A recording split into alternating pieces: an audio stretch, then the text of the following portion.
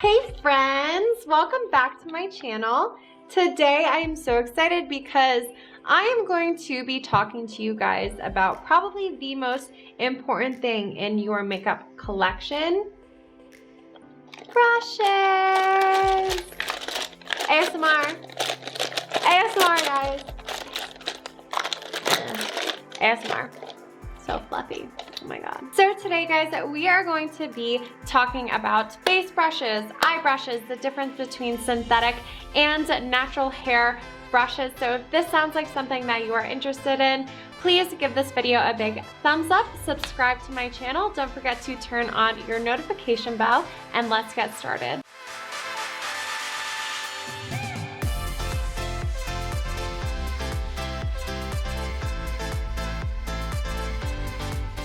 Guys, I literally spent all night cleaning all my brushes for you, and then I did my makeup for this video. So I got some of my brushes dirty, so you'll have to forgive me if some of them look like this a little bit. The first thing that I want to say, guys, is you can do so much more with good quality brushes and bad quality products than you can do with great quality products and bad quality brushes. These are going to be so important. It is just, these are the tools that you use to apply the beautiful makeup that you spend your hard-earned money and also time on. So you want to make sure that they are top-notch, up to speed, and everything that you're going to need. Starting off, I just want to say a few differences in the synthetic world brush and then the natural hair world brush. Okay, so synthetic fiber brushes are really great for applying any cream or liquid products. So this is a synthetic brush. This is my Sigma F80, and they're usually just made out of synthetic fibers. A lot of the times plastic and stuff. They are really soft though. It doesn't feel very hard, the good quality ones anyway. These are really great for cream products because you get the product on and not a lot of it will stick to the brush, because think about it being kind of slippery. You know, they are made mostly out of plastic, most of them, so the product really slips onto your face very easily versus natural hair, which has almost like roof shingles like our natural hair does. So natural hair brushes are really good for picking up powder. So they definitely pick up more product than a synthetic brush does, but they also hold on to more powder and more product, which is important to remember when choosing which brush to apply where on your face, what product on your face, all that good stuff. So this is one of my natural hair brushes, guys. It is the Morphe JH30. This is really good for nice, smooth, and even blending. You're gonna definitely get a better finish using powder products with natural brushes than you are with synthetic, excuse me. Two major factors that usually stray people more towards synthetic brushes are, first of all, the price of natural brushes. They tend to be a lot more expensive than synthetic fibers for obvious reasons. And another thing that people tend to stray away from natural hair is not always are they very nice to the animals.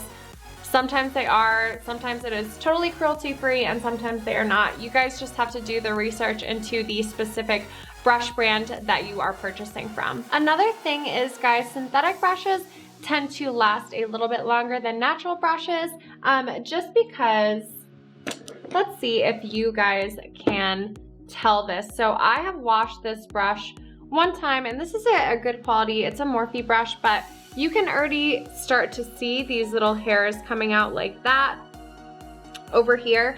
And that's just because the same thing happens with our normal hair. You know, it gets damaged. It's not as strong as, say, a synthetic fiber. So these are much easier to clean. You don't have to be as gentle with them. I mean, still be super gentle with your brushes, but they do tend to have a longer lifespan than natural hair. Also guys, you do want to be keeping in mind what this specific brush that you are using is intended to do.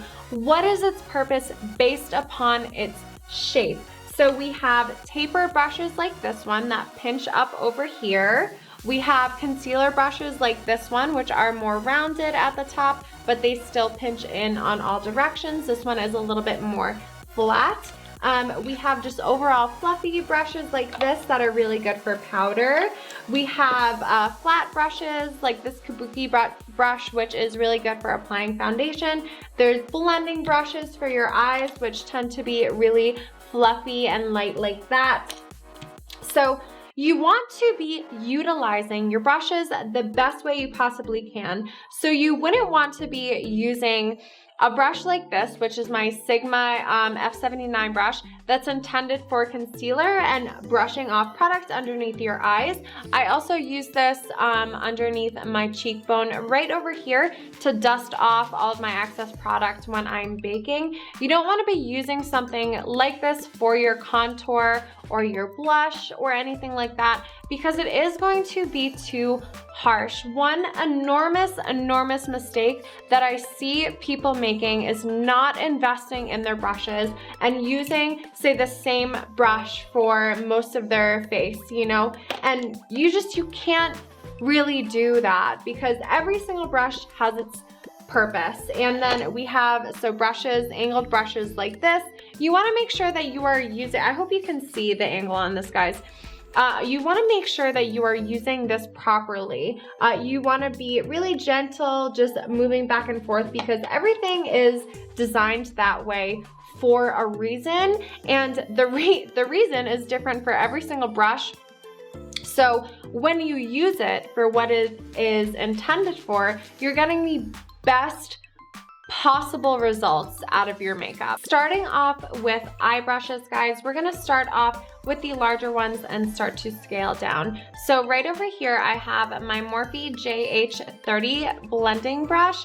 This is really amazing for applying your base transition color, or if you wanted to get something all over the lid, or if you just wanted to use a clean version of this brush and just kind of blend the product that you have already applied with a separate brush. This is obviously, hopefully it's obvious. I shouldn't say that it's obvious because brushes can be a very difficult thing for people to navigate if you are new to the makeup community. And I definitely don't want to discourage anyone who is new and doesn't know these things. Welcome. That is why we are here. That is why we are doing this series.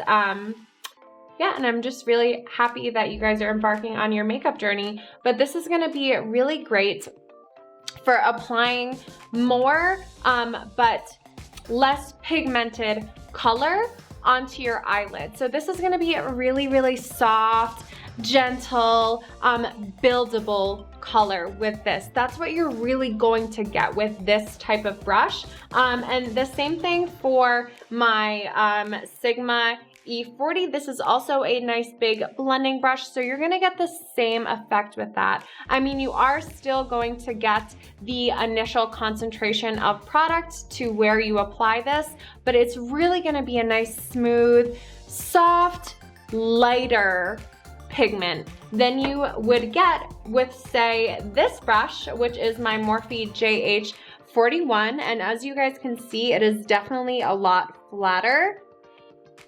So you can use this a couple of ways, guys, but probably the most popular two ways that you can use this is by applying a more concentrated pigment. If you wanted to use it flat on like this, like that, I hope that you can see. Let's see, like that over here. I'm gonna try with some shadows for you guys so you can see this. And I'm using dark shadows because for the sake of seeing. So I'm always gonna tap this brush, always gonna tap all my brushes and get any excess product off.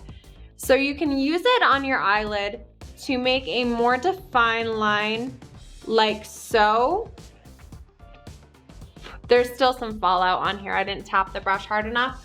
Or what you could do, the second most popular use for brushes like this is applying it almost to like the side over here rather than dipping in. Oh, I don't know if you guys could see that. Applying it over here to the side rather than dipping it in. Tap, tap, tap, tap, tap. And most often you are going to use this technique on a lighter or glittery color on your lid unless you're doing like a really dark smoky look. And with this technique, with this brush, we are going to actually go in swiping or patting motions, kind of making the brush angled rather than straight on. You guys, I'm sure, can tell the thickness difference and pigment difference in these two lines, and that was the same shadow and the same brush. So it just really depends on what specific look you are going for. Like I said, more often than not, if you are using the second technique with a brush like this, you're going to be applying some sort of glitter or some sort of lighter color to the inner corner on your lid, or just whatever you guys want. You know, makeup is super creative. You have a ton of options. Next brush, guys, that I am going to be talking about are pencil brushes. So I love, love, love, love, love, love, love pencil brushes. I think that you guys can get so down into the nitty gritty with these things. These are for much more precise looks. Okay, let's see. I have 1, 2, let's take out some pencil brushes that I have. These are all pencil brushes. As you guys, I hope, can see, they are all different thicknesses and they all have different tips. So this one is definitely my most pointy pencil brush and my most dense pencil brush. So the thinner it is on top, the more precise I can get with my looks while still keeping it nice and blended, because we do have this outer part that is a little bit more fluffy. So this is really great for a super defined look. The second one, and I'm gonna be doing probably thinnest to thickest, this is also pretty pointy on top, definitely not as pointy as this one, but it serves the same purpose. The only difference is really this brush, which is my Sigma E30, and this brush, which is my MAC 219S. This product, because it is a thicker brush, is going to blend up further than this Sigma brush. So depending on how sharp you want everything, how blended you want everything, how soft you want everything, that is going to depend on what brush you are using. And then obviously we can just go up and up and up on the blending scale. So this one is going to be the next one. This is definitely flatter than my other two pencil brushes. I hope that you guys can see. These are both Morphe brushes. This one is the JH39. This one is the JH38 brush. So this one is going to blend out more than this one is, my MAC one, but not as much as this JH38 one. And you guys can just tell looking at the thickness of them, and also the tips are slightly different. So see, this one is my Sigma one. This is the most defined and the most dense. This one is a lot fluffier than this one. It runs through my finger a lot smoother, and I'm gonna see a nice, soft, even blend with this, but still have a lot of pigment and concentrated color where I first initially apply my shadow. So those are just some basics on eyes, guys, and eye brushes. I really hope that that was helpful. I'm going to be moving on to face now. Starting off with foundation, we have a couple of options in how we can apply our foundation. I'm definitely always going to recommend a synthetic brush if you choose to use a brush to apply your foundation, because like I said, they are a lot better at applying cream or liquid products than natural hair. We also have the option to apply with a beauty blender. which if you are gonna be applying with this, just make sure it's going to blend out a lot smoother and it's gonna be a lot easier on you if you just run it under the sink a couple times and squeeze it out, and then it should absorb some of the water and get a lot fluffier and softer like any regular sponge would typically do. So when applying with a brush, guys, your foundation, the number one complaint that I hear is your foundation is coming out streaky. My foundation is coming out streaky with lines in it. I don't know what I'm doing. How can I stop it? Okay, so there's a couple of things that could be going wrong. First thing is your brush could be dirty. So if it is, if you haven't cleaned it, try cleaning it. And it might get nice and soft. I mean, I did use this one today, but I cleaned it last night. It's really, really soft. It's not gonna leave any streaks on my face. It's also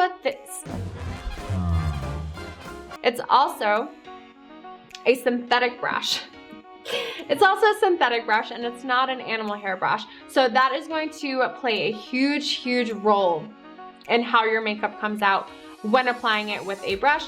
Also, when you are applying your foundation, not only do you want to rub the brush like this, you know, and blend it in like that, but once you are done kind of swiping it, you want to give that a few taps on your skin right there. And that's gonna really just lightly, very gentle. Everything that you do with your makeup, you always wanna be very, very gentle. But when you give it that extra tap, it is gonna make a huge, huge difference, especially, guys, if you are working with a more full coverage or a matte foundation. I mean, it's still gonna help with a dewy or lighter coverage foundation. However, it's really gonna make all the difference in the world. So those are my two suggestions. If your makeup is coming out streaky, your foundation, when applying with a brush, definitely check if your brushes are clean, and also make sure that you are patting in your foundation after doing the first few initial wipes. After foundation, usually we put on concealer, guys. What I really love for concealer the most is a beauty blender, and when I'm using this, I'm super, super, super gentle on my concealer because I want everything to really stay where I put it, and then just blend down excess products. A really big mistake that people make is going too hard on their face, whether they're using a beauty blender or a brush. And again, because it is a cream or liquid product, I'm going to recommend a synthetic brush, but they go too hard and they actually remove that product from where they want to put it, and then either they go too far down and bring too much of that color down, and then they have patches, and it's not a good look, and you deserve better. You deserve better, girlfriend. Immediately following concealer, guys, you always typically want to set your under eyes to avoid any harsh lines or creases underneath your eye. And we have a couple of options for this. People do bake, which is basically putting product, a translucent or a setting powder underneath your eyes and leaving it on there. And what happens is that the temperature in your skin rises and sort of bakes on that product, almost like it is clay baking in the oven. It's supposed to help with the longevity of your makeup. You don't have to do this. You can basically apply either the baking or just a regular light dusting of any sort of setting powder in the same way. So you can use one of these little puffers. I just literally washed this yesterday and I used it for my makeup today, and now it's ruined and I need to clean it again. You can also use a beauty blender.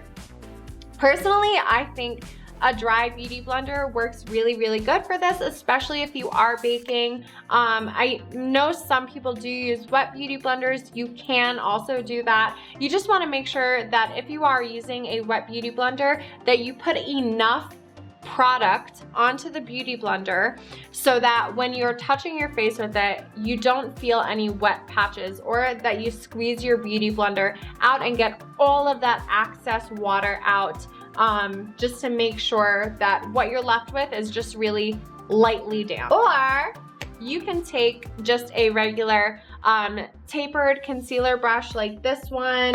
You can also use something like this, is a little bit thinner, but it's the same concept. Or just really You can use a lot of powder brushes for this, but you want to try to stay with something a little bit smaller and a little bit more dense so you can pack on the product like so. Just like lightly pat, you know? You can apply a lot of product if you want to bake, or you can just do a thin dusting. The only thing is, if you are baking, guys, you definitely need to be getting all of that excess product off, because if you don't, it can leave really weird patches on your skin, and that's what we don't want. We want everything to be nice and smooth and blended and lovely and soft and all that fun stuff. So to get off the initial product, I usually always use this brush. It's like one of my all-time favorites. But not only will I use this brush to get off all of the product, and I always set my face also using this. I'll set the rest of my face with this always. But after I take it off with this concealer brush right over here, a really great brush to use to get off excess product is just a very big fluffy brush, and it's so soft and light on your face that it can really get off that product without damaging or shifting any of the makeup that you have applied and worked so hard on up to this point. So you want to just dust all of that off over here, and this is really good for dusting off product. It's also amazing for bronzer. So for bronzer, guys, you want to be picking a really nice big fluffy brush like this, because bronzer is not contour. You do not have to be very precise with your bronzer. It's more so to, you know, brighten up and put some life and shape back into your face after you have pretty much made everything the same color with your foundation.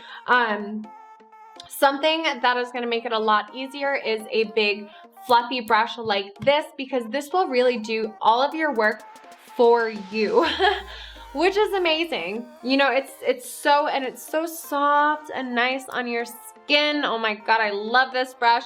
It is my Morphe JH01. I use this all the time. Now, tapered face brushes and angled face brushes, you have to be really careful that you guys are using these properly. So they are shaped like this on purpose. They're shaped like this on purpose. So you don't want to be swiping too hard back and forth on these. You don't want to be going like this, like the flat end. No, it's tapered for a reason. So these are really great when applying contour, because you can be more precise. But if you use these incorrectly, what's going to happen is that you're going to end up with patches on your face, because they'll flick in weird ways.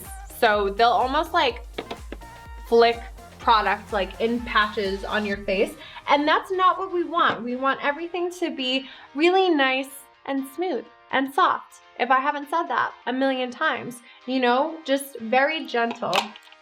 So that is definitely what we want to be using for our contour. For our blush, we can use a nice, just fluffy, I love this powder brush. This is my favorite blush brush, and this is my Sigma F10. What you really want to be doing with this, guys, is lightly just feathering this out like so. You don't really have to swipe so much with this brush. And that's the thing about good brushes, guys, is that you will see once you start to acquire good quality brushes, your product will start going on like melted butter. Like unreal. Everything is going to be so much easier for you guys, and it's gonna be great, and you're gonna be living your best life ever. And so even though there's so much more to talk about with brushes, guys, I could literally go on for days and days. I don't want you sitting there for 3 hours. So this is going to sum up our brushes for beginners video. These are just covering the basics. Obviously, I'm going to go more in depth in further videos about brushes. I promise I will make more for you guys as you continue on your makeup journey. I really hope that this was helpful for you, along with the rest of my Makeup for Beginners series, which I will be linking down below in the description. As always, guys, if you have any questions, suggestions, or recommendations, please leave them down below for me. I want to hear everything that you guys have to say. I really do value your opinion, and it helps me bring you guys the best possible content that I can. Every day I want to get better and better. So next week we are going to be tying in all that we have learned in our Makeup for Beginners series and creating our first everyday natural makeup tutorial. So I am super excited for that, and I can't wait to hang out with you guys next week.